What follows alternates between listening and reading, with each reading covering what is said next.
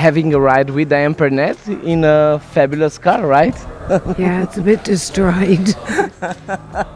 But we'll manage it somehow.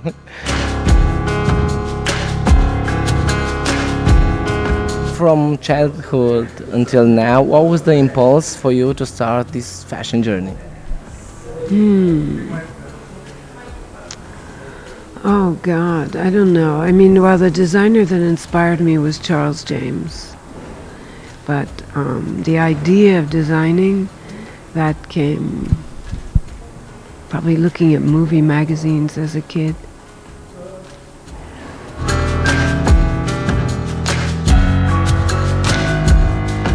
In your opinion, how fashion blogging evolved or not from 2005 until this year? Well, I think, I was one of the first fashion blogs in 2005. And then I think it was more about just sharing information. And as it evolved, it became a strategy and a business. Yeah, that's true. However, I didn't evolve to that point, but maybe I will now.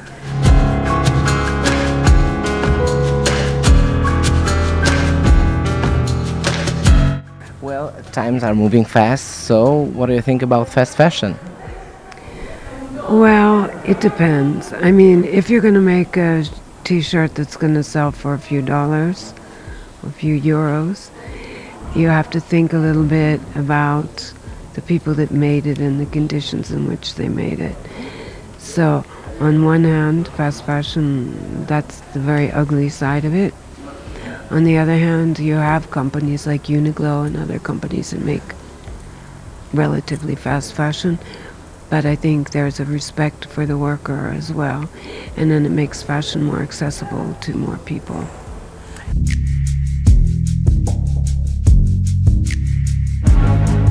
If we go more than fast fashion, what do you think about the new technologies in fashion?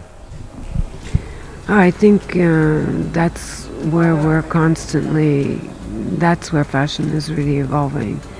Whether it's fabric that's made to make you cooler, like Jun Takahashi was working on something like that years ago, long before it's, more acceptable now. But or things that, there's some things that are just pure gimmicks, like feeling the heartbeat of a football player while you're wearing a shirt, things like that, like wearable technology. But innovations in technology, that's where it's at. If you're asking about 3D printed clothes or shoes,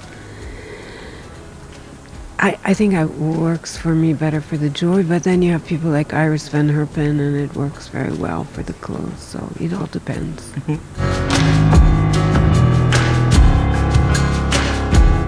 We spend some time these days together, and I must tell you, she has a great perfume, and I asked her, is the perfume from your line?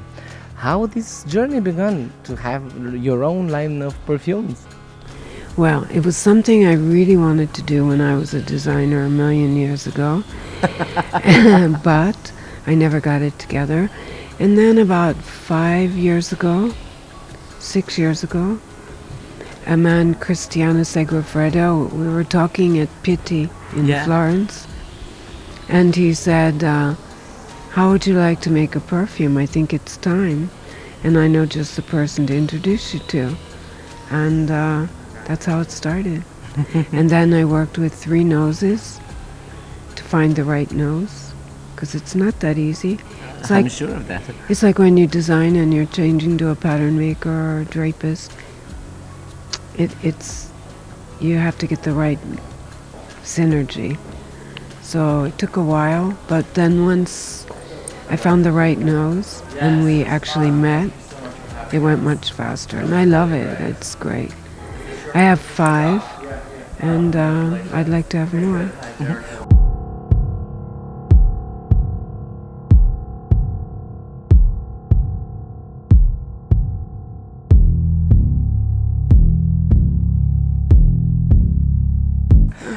You are very active on Instagram. Trust me, she's on Instagram like every day, and she's doing live sessions. But you never seem to stay still. What do you do in your free time, or even in a holiday? I don't know. Well, usually I don't take holidays, but actually next weekend I am going to see my sister in Berlin. So that will be like for 3 or 4 nights. And I guess that's a holiday. It is a holiday. And I'll see some friends, and I want to go to the bunker.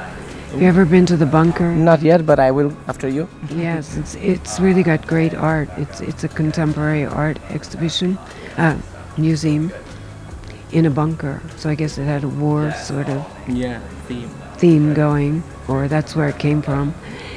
And Mr. Pearl, you know, the famous corset maker, it just so happens that at the moment he's going to be in Berlin. He's living there.